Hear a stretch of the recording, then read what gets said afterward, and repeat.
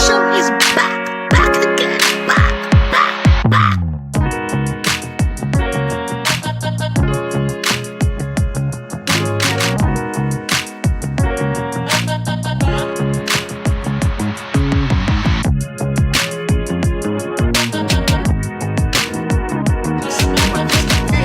Find the links on Master Your Message and some links on the Message Talk Show on Facebook.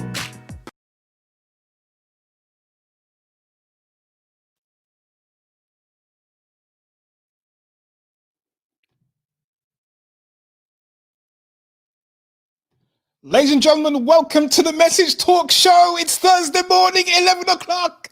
And what do you do at 11 o'clock on a Thursday morning? You get a cup of coffee, you get a cup of tea, and you listen to the Message Talk Show.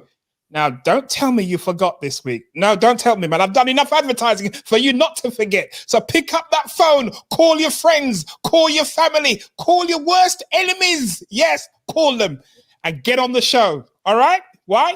Because we have a guest in the show today, an amazing lady. You know, sometimes you meet people. I've always said this. Whenever you meet people, treat them like how you'd like to be treated, because you never know who's in the house. And around about 3 or 4 years ago, I met this lady at an event. Hey, I even interviewed this lady at an event. Amazing. She didn't know me from Adams, but you know what? She was a nice person, just doing a small business a favor. She did that interview. And 3 or 4 years later, she's on my show again.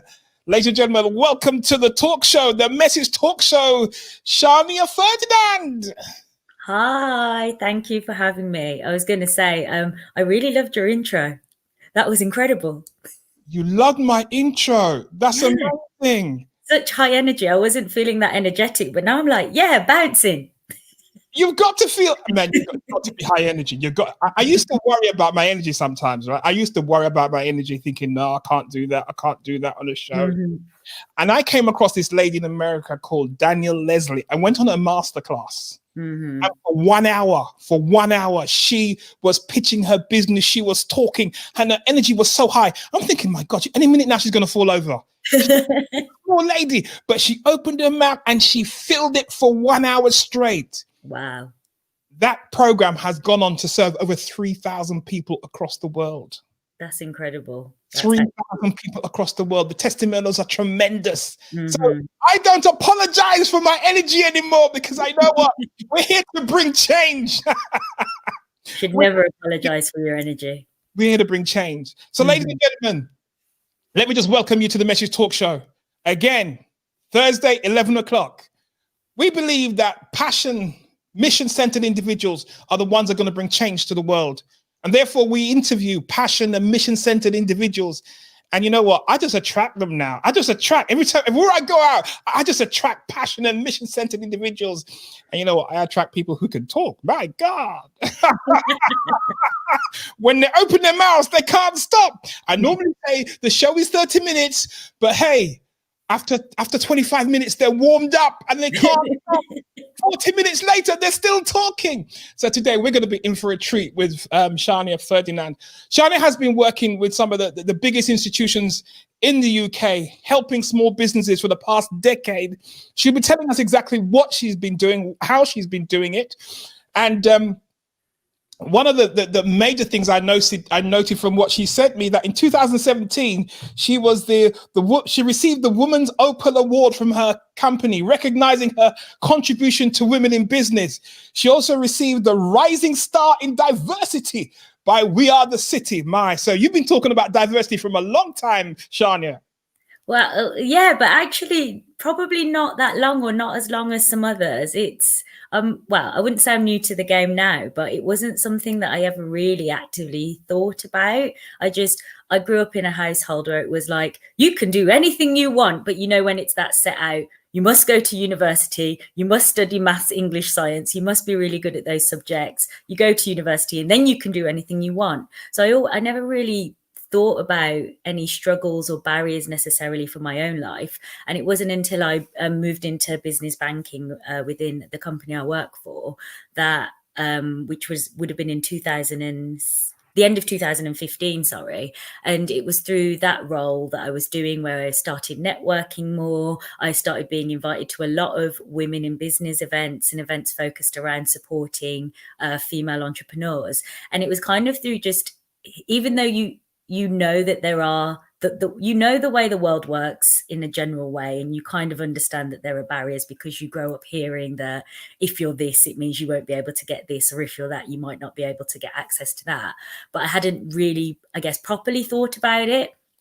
So when I started going to these female focused events that were talking about these are the barriers that women face, we need to support more women in business, it kind of, I guess, really clicked something for me. Obviously, being a woman, it really resonated with me. But then being a Black woman, I started to think, well, actually, there are other communities, not just from a gender perspective, that also face these barriers. And it made me start thinking more widely about diversity and how we support people who aren't, who I guess we would call underrepresented in certain spheres, and thinking about the unfairness of that and why that was. And so I became, I guess, really passionate about what more can I do. And at the time I was doing a role where it was focused around being able to connect people together, and specifically business owners together, connecting female business owners. But I started thinking, well, actually, it's not just about, I guess, female business owners. How can we connect more people from different ethnic minorities together? How can we connect LGBTQ plus business owners with each other and sort of really help people to strengthen those networks,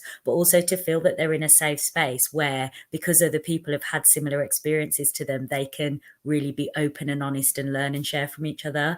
And it was kind of, I guess, my journey on this started late 2015, early 2016. So in the grand scheme of things, it's not been that long, but at the same time, it's long enough to know that it's time for a change. In the grand scheme of things, it's not a very long time. Hey, this is a woman who's packing a lot into a short space of time, you know, packing so much in. So, and you've heard her already, man. She was on a roll just then. She was on a roll. Sorry, I do talk for a while. She couldn't stop. She was just ready to go. I think it's powerful to have women on the other side promoting and inspiring women to start their businesses, to drive their businesses. What do you consider some of the challenges that small businesses are facing right now?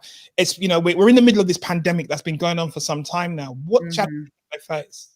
Some of the challenges, I would say, I mean, the pandemic in itself is a challenge for so many reasons. It's, I think as human beings, we talk about like being adaptable and being ready to change. But I do think that inherently we are quite like, we get set in our ways, especially the older you get, unfortunately. I won't give away how old I am, but the older you get, you do start getting used to your comforts, you get set in your ways, and you feel like my life feels comfortable, or it feels good. And then something that you completely didn't expect, like a global pandemic that no one really expected, comes along, and it's sort of shaken everything. Obviously, it's really affected people's mental health and well-being. It's really affected the way we work, the way we communicate with each other, how we even view that kind of, I guess, human connection. And so for that in itself is a massive thing. But I think what it's also done is some of the challenges that businesses were facing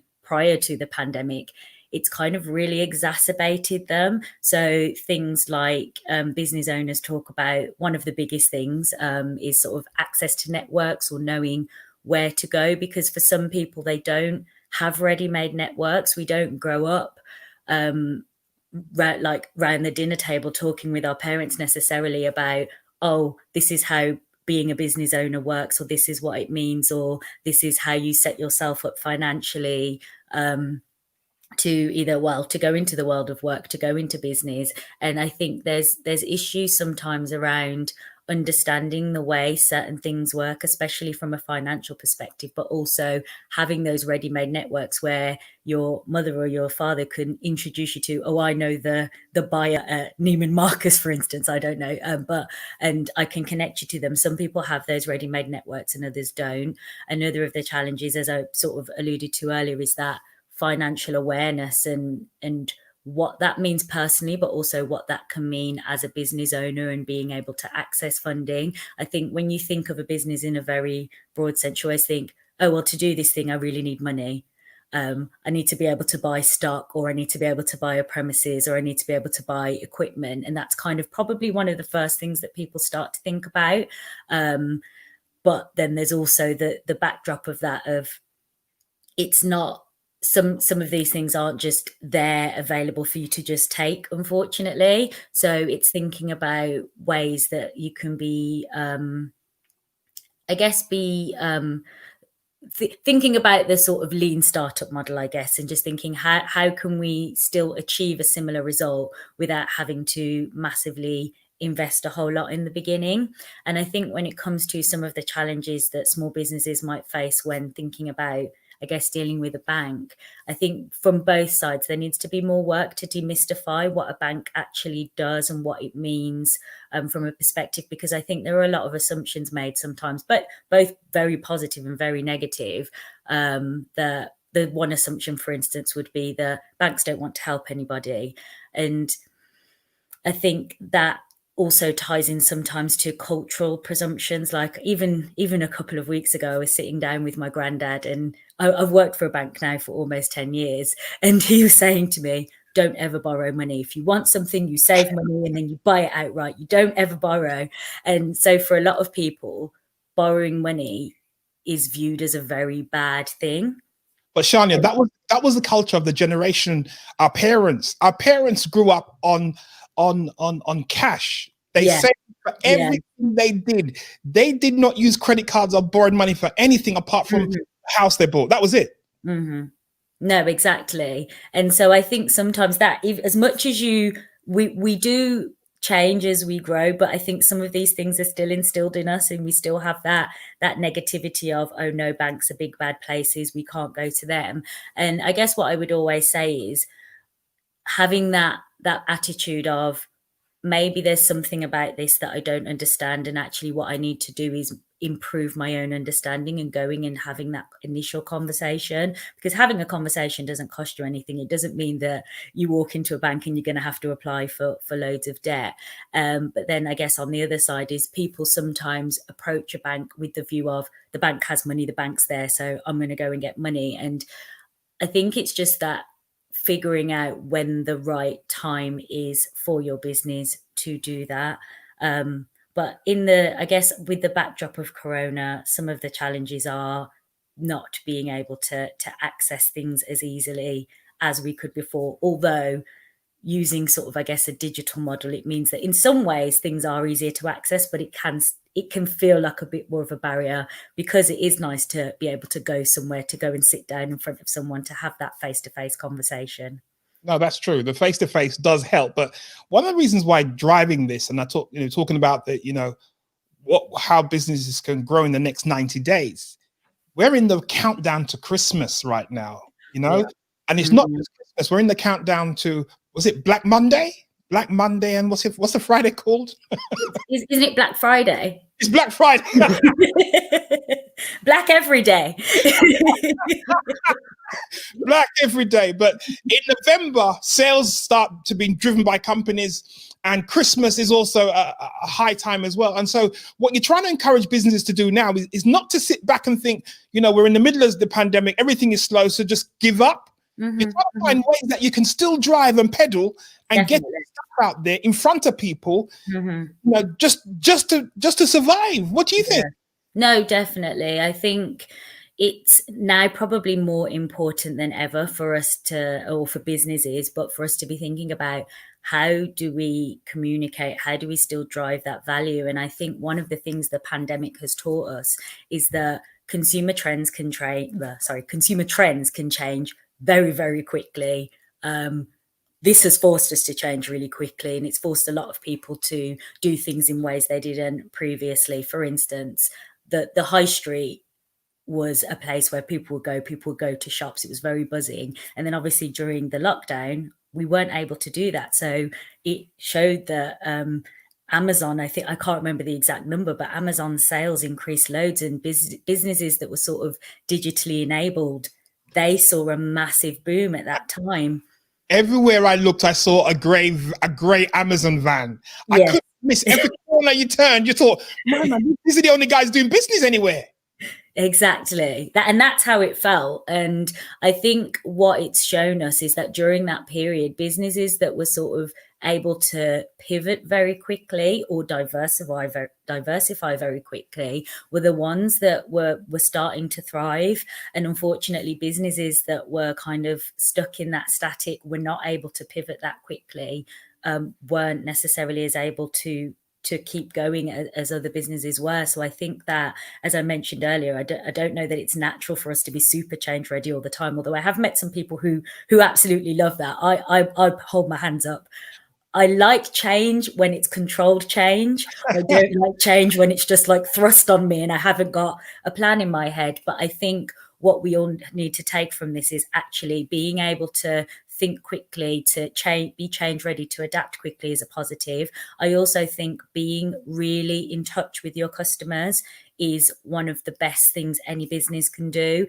We talk about the fact that when you want to sell, it's not about thinking about the sale, but thinking about building relationships. And I think if you have a really great relationship with your customers, or as positive a relationship as you can, if you're able to then reach out to them and say, okay, what is it you need from me? How can I support you? That can really help to inform keeping that relationship going and keeping that touch point, so that you know what you're doing is serving them and what you're doing isn't. And I would say the other strategy that I would really heavily promote, and I think so many businesses know this as a concept, but it's easy to get before you go to sorry, I'm so excited. Before you go to the strategy, you used the word pivot in just a while ago, very frequently just then. Mm-hmm. What do you mean by businesses were able to pivot? What do you mean by that? So I guess, whenever I hear the word pivot, I always think of Ross Geller and Friends when he's like, pivot. But businesses being able to pivot is thinking about what is your business model? Is it working? And if something happens that means that you have to change something within your business quite quickly, are you able to do that? Are you able to sort of change the business model? Are you able to change, I don't know, for instance, you might have certain stock lines and one's not working. Are you able to quickly change to something else and actually service what it is your customer needs? I have a colleague who constantly says this, but he always says, fall in love with your customer's problem, not your solution to it. And that's really a way of saying you have a business, and of course your business is your baby and you're going to love it, but don't get stuck on this is what my business is, because once your customer changes, it may be that actually your business needs to change slightly to still service the needs of your customer. So focus on the problem. Focus on the problem. Mm-hmm. And not get your head stuck in your solution that you think is the answer to everything, and then you miss the changing needs of your customer. Exactly. Changing needs of your economy. That is so true. But mm-hmm. let's look at this also in the context. This is an honored moment because this is the 1st of October and it's Black History Month. Hey, Black History Month. What does Black History Month mean to you? Oh, so to me, it's an opportunity, not even an opportunity, because I think we should be very aware of our history just throughout our lives. By virtue of being Black, it just means that we are very aware of the history, the barriers that we may currently face, and just what it means for our cultures, what it means to be Black, to have that very rich, exciting culture. But I think Black History Month feels like an honor because it's that time of year that we sit and we reflect and we think about who are our role models, who do we celebrate, who are the future sort of inspiring role models, who in the past has fought so hard to get us to where we are today. Obviously, being Black for so long was perceived as a negative. And I think throughout the past however many years, that now that we are at this stage where we're like, actually, no, being Black is so wonderful and our heritage is so rich and we have so many great things to celebrate and so many great things about ourselves, and just that feeling of I am Black and I'm proud, to quote an oft used phrase. I'm Black and I'm proud. Exactly. That's amazing. I'm Black and I'm proud. I was listening to a lady speak this week on television, and she was talking about the fact of our education system not having enough of our Black history inside the school. So children are spending years and years in school learning, but not learning anything about what happened to their people, not learning Black history in any shape or form. So there's a total lack of appreciation of a set of people sitting beside you in the classroom. No. I mean, and what do you think? What do you think about that? I completely agree. So when I was young, my dad and mum sent me to an African consciousness school. So every Saturday I would go for a few hours. I'd love to tell you what it was called, but it was when I was very young, so I can't remember exactly. But every Saturday for a few hours, I would go and learn about all of these amazing historical figures, your Marcus Garveys, oh gosh, see now I'm forgetting the names of people. Martin Luther King, Malcolm X, people like that, Harriet Tubman. And at the time, I don't think I necessarily appreciated it or really thought that much about it. It was just something that my parents wanted me to do. And I've always had, I guess, an interest in history. So I found it interesting, but I didn't really think about it that much. And it probably didn't even really hit me until after I left school that I was like, hang on a sec, I've learned all about the Cold War, which happened in America. I've learned about the World War One and World War Two, but you don't learn about the full history and also the history of Black British people in the UK. And I think there's this concept that people only came over during Windrush when actually, yes, okay, we were the minority, but even then, but people were here before that. And even before that, it would be interesting to learn more about African history and actually pre-slavery, what people like the rich history and the concepts of how people were living and what that means for our culture today. Because I think a lot of things that we take for granted culturally are rooted in this history. And I think some people don't even understand that. And I think it would be really positive, especially for Black people, to learn more about Black history, but also for people from other heritages to learn more about how the world has informed today and not just learn about World War I and World War II. You are so right, because Black people have been here before Windrush.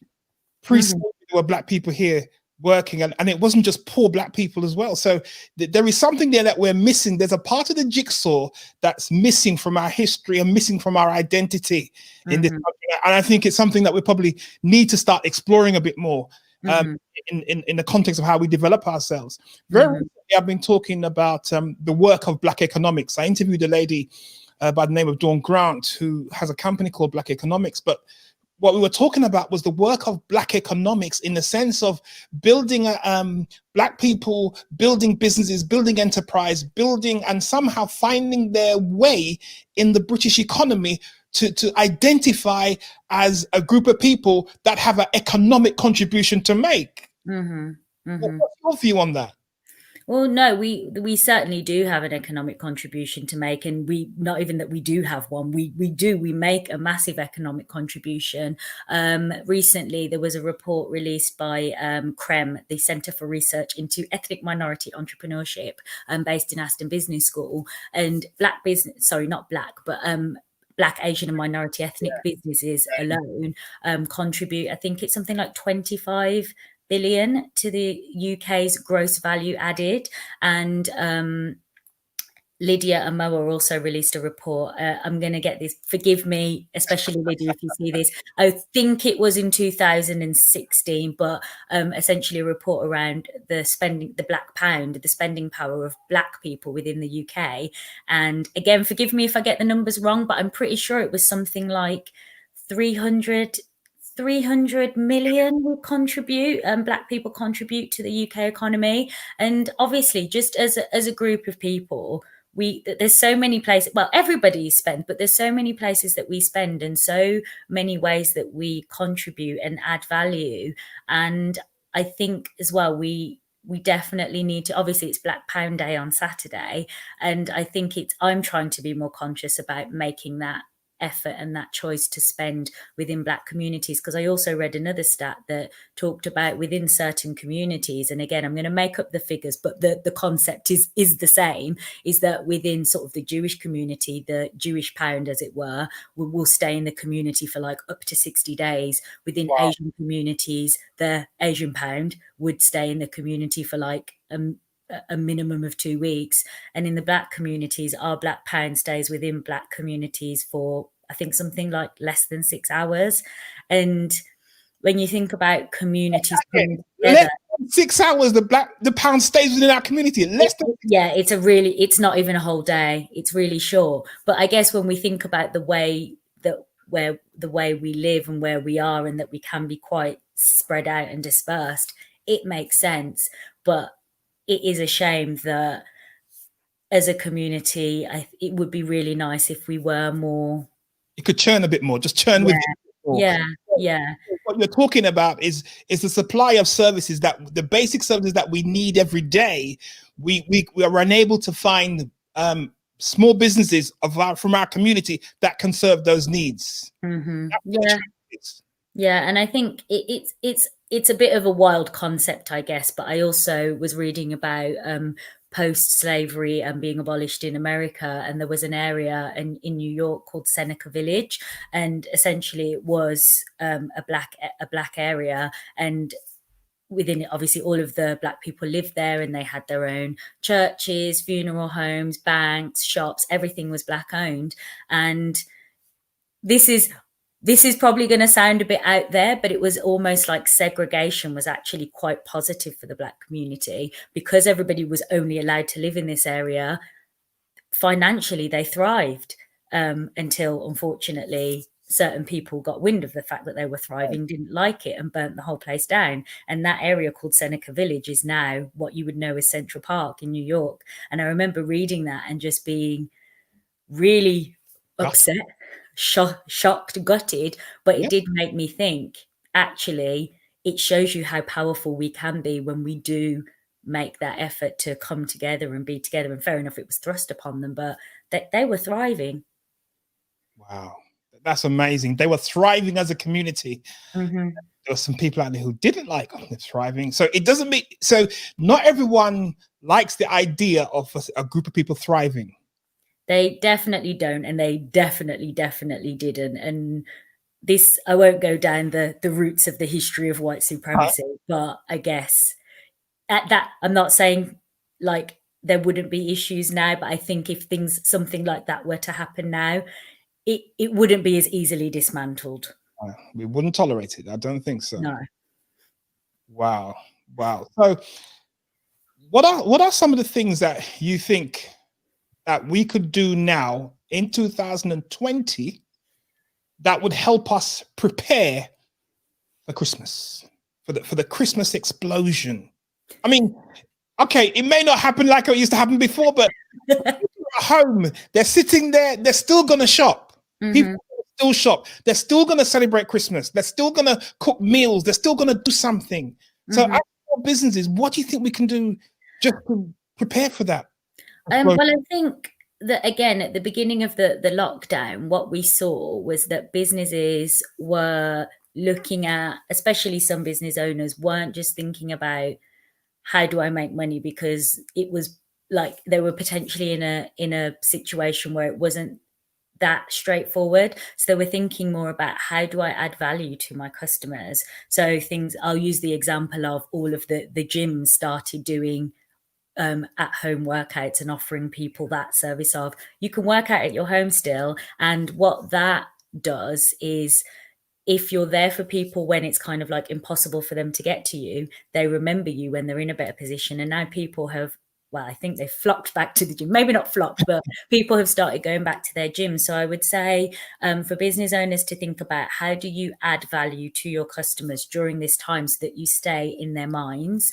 I would say definitely looking at digital adoption or your digital offering, because if we do go into a proper second lockdown, although hopefully we don't, it will mean that you'll need to think about your routes to your customer and how does your customer communicate with you, but equally, how do you get your product or service to your customer? So I think things like that really need to be thought about as well in advance, because as you said, people are still going to spend, and actually people are probably going to spend more. So the easier you make it for them to get to you and to spend to you and to then get your product to them, the more that they are probably going to spend with you as well. And maybe just think about some little extra added special touches that you can offer that may not be too hard or onerous for you to do. But the fact that it is coming up to Christmas and we're still in this stage of not being 100% sure if Christmas is cancelled or not. If you can do something that will make your customers smile, they'll remember you. And actually, sorry, just a quick example.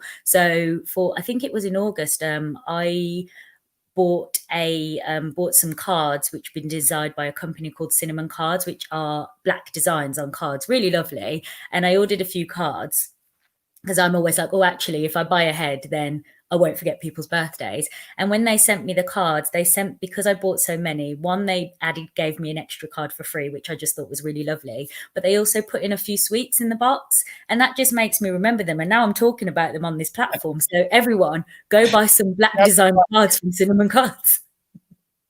Amazing. Adding a special touch to what you deliver, adding a special touch to your offerings to the community makes such a big difference. Mm-hmm.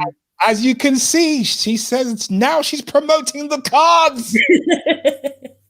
and I think women more than men tend to, when they find something they like and love, they tell everybody. Yes. They tell everybody. They don't hold back on promoting. They don't hold back on sharing. So guys, remember that. Now, I want to ask you another question about how are the banks helping in this crisis? But before we go there, I want to just go to our sponsor. You are listening to the Message Talk Show and podcast. Do you believe you have something to share? Do you believe you have something to contribute? Do you have a story to tell the world, to share with your community?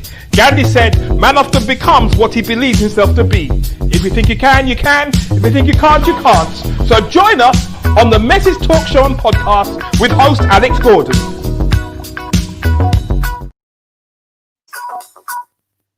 Hey, so now that we come back from our break,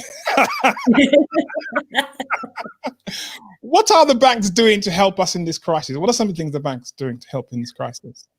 So some of the things the banks have done, and I'll also talk as well from an external, but maybe also from an internal perspective, is, well, obviously the government support around the C bills, so coronavirus business interruption loan scheme, and the B bills, the bounce back loans scheme, had to be implemented via the banks.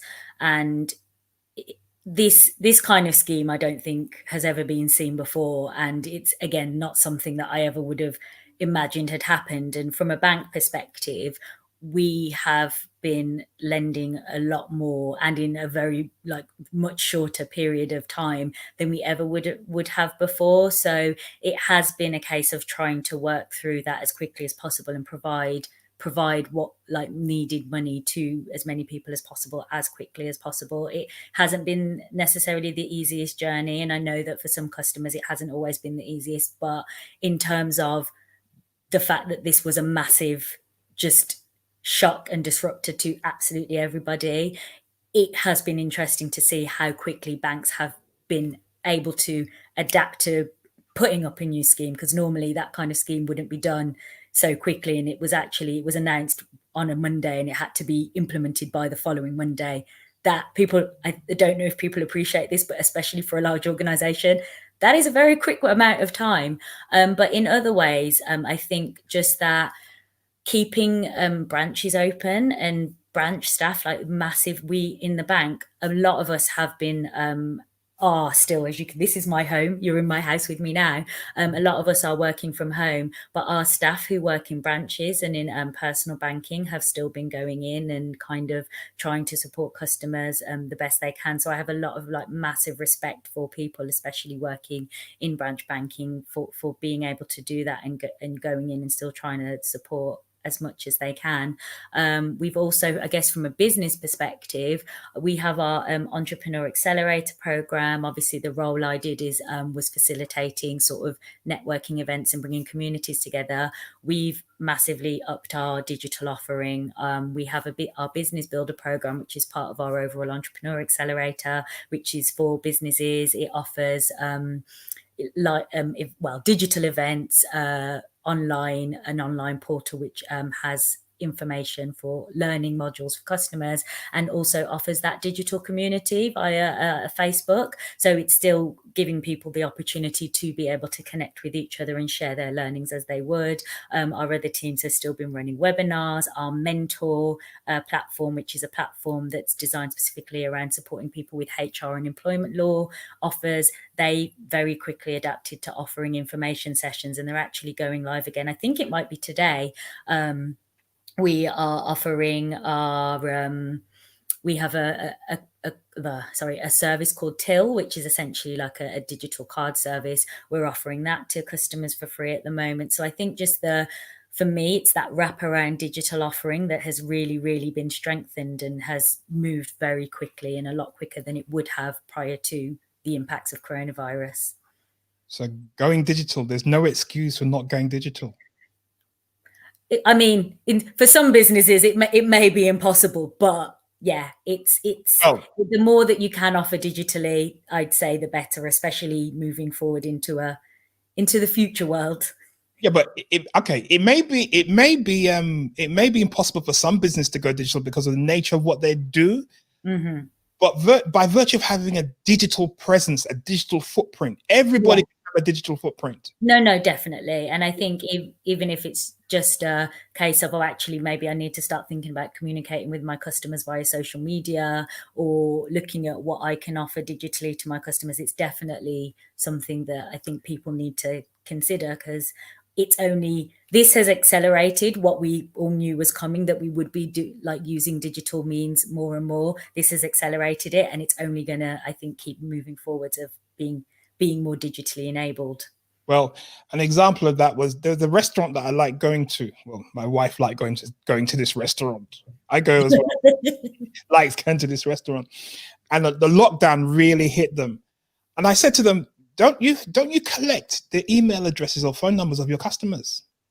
Because if you'd collected all their emails and phone numbers, the minute that there was the ease was the government eased they introduced that scheme to say come in and 50%, you could have emailed all your customers and scheduled them in, mm-hmm. just to make sure that people got some time in there to come and eat and relax in the restaurant.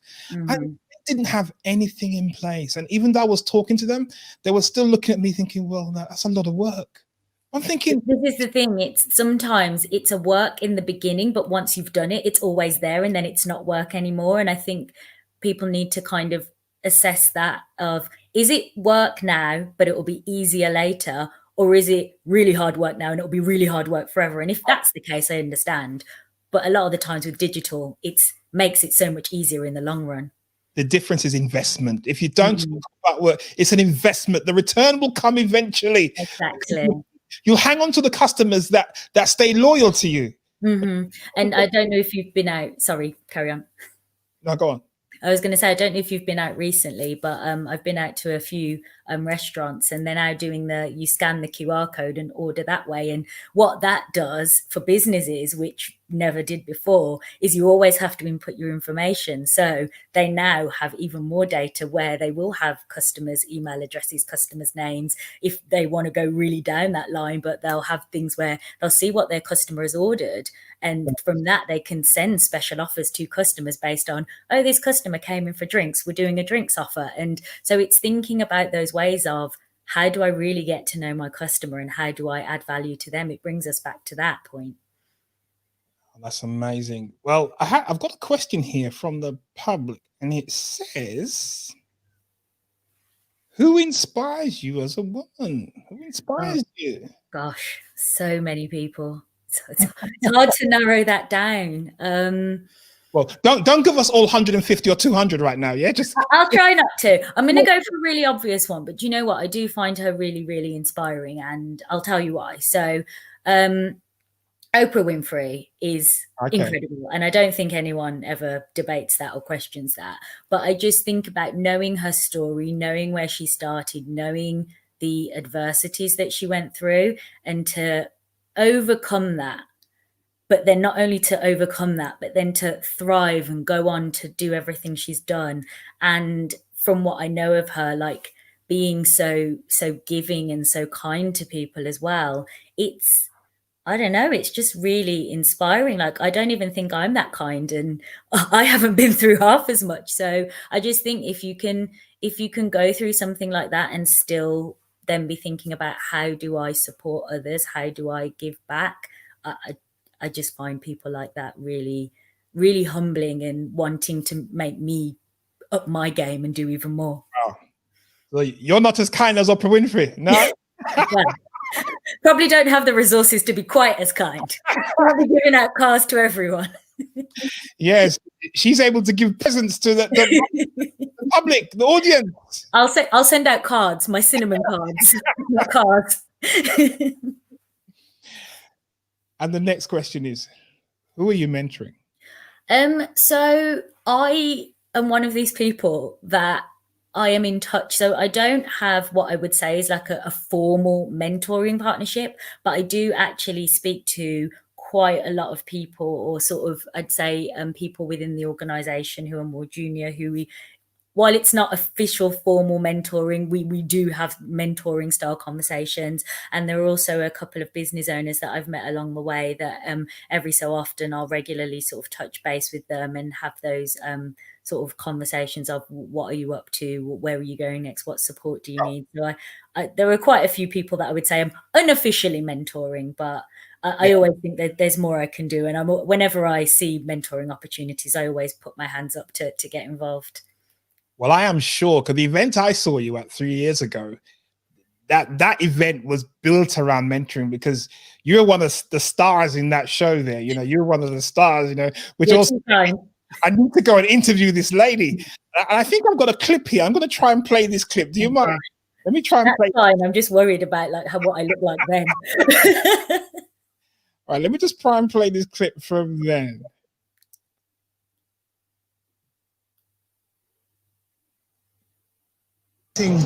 Women with Success, the National Black Women's Network, and I have with me a young lady who spoke earlier today. Tell us your name, tell us about yourself. Hi, I'm Sharniya Ferdinand. I work for NatWest. We partners with the National Black Women's Network. I work in business banking, and we support small businesses in various ways. But in particular, my role does is I host free to attend networking events for businesses and open events apparently as well, which I did today. Did you hear that, guys? Free to attend networking events across London. So if you stay connected, you get an invite. Yes, am I right? That's very true. Now, when you were speaking today, you made specific reference to the Nancy stories. Yes. Tell us where that came from. I'm Caribbean, and growing up in a Caribbean family, I think it's just something that we all grew up with. But then my mom, I remember in particular, bought me, I can't remember what the book's called, but it must have been the Book of Tales of Anansi or something along those lines. But she bought me a collection of short stories which were all around Anansi the spy. Hey, let me stop it there, because the Anansi story. Now, we can't miss that one. Tell us about the Anansi stories. Gosh, I wish I could remember. It was 3 years ago. I'm old, you know. My memory's not what it was. I think it was something. Wasn't it something to do? Oh gosh, something to do with Anansi meeting a snake, and then the snake. Anansi bet the snake that he was as bigger than the log, or bigger than the log, or something like that. Because Anansi's I don't know if everybody knows about Anansi, but he's the Spider-Man, or he's also a demigod, and he's a trickster god. And he hails from sort of West Africa. So I think it's a Ghanaian legend. But obviously that was then brought over to the Caribbean through the transatlantic slave trade. And so he'd always like play tricks on his friends and try and outsmart everybody was his kind of thing. And in this particular story that I told, it was something to do with he'd met a snake and bet the snake that he wasn't as long as the log, but the snake, being all arrogant, was like, yes, I am. And then Nancy was like, okay, what I'll do is I'll tie you to the log. So we can, and then you stretch as high as you can go, and we can see if you're as long as the log. And I really don't remember the conclusion. I just remember he ends up tying the snake to the log, but I don't know if he then probably throws the snake down a well or something, because that's the kind of thing a Nancy would do. If anybody reads it, goes and finds that story, please do let me know the ending. In fact, I'm going to go Google it myself, because I can't remember. But I think I was just trying to compare it to trying as hard as you can to get to where you want to go, something like that. Wow. See, you did remember. You did remember. Now, we're time has just disappeared so much, and we're coming to the top of the program. Now, as someone who's operating on both sides, someone who's small businesses, someone who see what's going on out in the community, and you're helping to help shape the assistance that's been given. What was the one advice you'd give the community right now? Small businesses, people starting up, people in the middle of the business, crying out for help, crying out for cash flow. What's the advice you'd give now? I think the advice I would give, and it's something that's benefited me, but also I know massively benefits business, is you can never underestimate the power of a really strong network. I think really focus on building relationships, because these relationships you build now, you don't know 4 years down the line, you might need a podcast and reach out and to join the podcast. No, but in all seriousness, I think the more people you know and the more people you can connect with and support yourself, because there is also a value in a like a social value in being able to give back, but equally from that creates that I guess what people would term as social capital. And the more people that you're able to connect with and know and have within your network and your arsenal, the more support and help you will have yourself. And we talk about this concept of community, but realistically, I'm going to use the phrase, it takes a village to raise a child, but it also takes a village, I think, to start and grow a business. And so I think don't underestimate the value of knowing as many people as you can and getting to know as many people as you can. Knowing as many people as you can, getting to knowing people, getting to network events, getting your name out there, getting your presence out there, getting your digital footprint out there. Wow. There is so much you can do. Sharniya, thank you so much for coming on the show today. You have been a great inspiration today. And I'm sure people have got so much from you, so much from you. And if I could project into the future and ask, what do you think, what would you like to see happen in the next 5 years? Okay, we've overcome the pandemic, all right? So let's get that out of the way. Right? We're learning to live. What do you hope to see in our country in the next 5 years? Well, I was going to say, I hope that we're allowed to leave our houses, but aside from that, I would like to see more of us coming together to create solutions to some of the problems that we as a society have just accepted that's the way the world is, when that's not the way the world has to be. I think more focus on how we can enable social mobility, opening up networks for more of us to learn from different experiences from people. But equally, I would also love to see more minds coming together to think about how do we, in a positive and a realistic way, address the growing climate crisis. I think things like this, like creating equality, climate crisis, thinking about just creating a more fair and equal society so that our children and our children's children can really thrive. That's what I'd like to see in the next 5 years, more discussions around having to create more positivity and not focusing so much on negativity. Wow. Amazing, Sharniya. I'll be saying, man, you should be stepping into politics in the next 5 years, mate. Don't. Drive It's somebody. been suggested, but I don't know. We'll see. Call me in 5 years. We should be getting you out there to run campaigns and to shift people's minds, and influence. Thank you for coming on the show today, Sharniya. Thank you guys for tuning into the Message Talk Show today with Sharniya Ferdinand. She's been inspiring us, she's encouraging us to get ourselves out there, to not give up in the situation. It doesn't matter what we face. We have one life to live and we've got to give it the best we can. And together, it takes a village to grow a child, but it also takes a village to grow a business. That's coming from Sharniya. She said it takes a village to grow a business. So you need to build community at all the times. You need to be networking. You need to be talking to people. And I'm thanking you for coming on the Message Talk Show. And hey, if you want to get your name out there, if you want to speak, if you want to tune into something great on Thursday, 11 o'clock, tune into the Message Talk Show with host Alex Gordon. And I'm tuning out with one of my best shots.